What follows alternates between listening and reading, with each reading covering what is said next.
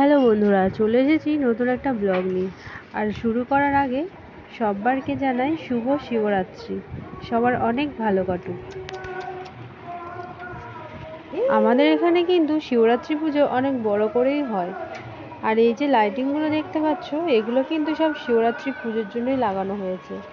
একদম আমাদের মেন রাস্তা অবধি লাগিয়েছে মন্দির থেকে। তো এখানে মা, আমি আর আমার মেয়ে, তারপর দুটো দিদা, পাঁচজন মিলেই যাচ্ছি এখন মন্দিরে। কালকে শিবরাত্রি পুজো হয়েছে আর আজকে ভোগ খাওয়াবে আর বাউল গানও আছে। তো চলো, কালকে আর যাইনি, শিবরাত্রি আমি করিনি, তো সেই জন্য আর আজকে যাচ্ছি। চলো তোমাদেরকেও দেখাই। মন্দিরটা কিন্তু খুব একটা দূরে না, আমাদের বাড়ির পাশেই পুরো। আর ওটা লোকনাথ বাবার মন্দির ছিল। 1 বছর হচ্ছে ওখানে শিব গৌরীর মন্দির করেছে। আর এই হলো লোকনাথ বাবার মন্দির, আর তার পাশে আছে শিব গৌরীর মন্দির। তাই বলছি মহাজন, যা করার বাবা সময় থাকতে করতে হয়, সময় চলে গেলে আর হবে না।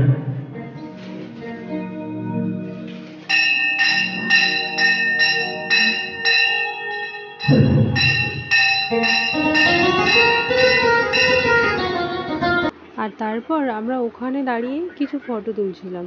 আর মন্দির থেকে একটা কাকু প্রসাদ দিয়েছিল আমাদের, আর মারা সেই প্রসাদগুলো সব আমার হাতেই দিয়ে দিয়েছিল। তো চলো এবারে একটু বাউল গান শুনবো আর তারপর বাড়ি যাব। তো চলো আমাদের সাথে তোমরাও শুনবে।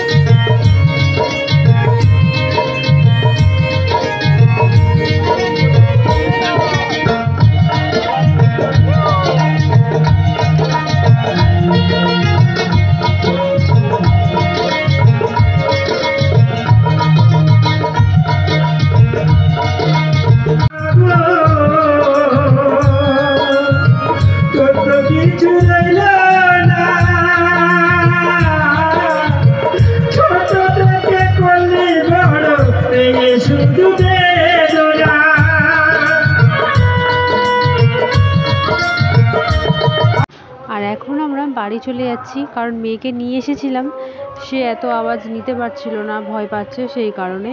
আর তাছাড়া গানগুলো শুনতে ভালো লাগছিল, কিন্তু গানের গলাটা ভালো লাগছিল না, সেই জন্য আর ইচ্ছা করছিল না। ওখানে ভোগ দিচ্ছিল, সেই ভোগ নিয়ে এখন আমরা বাড়িতে চলে এসেছি।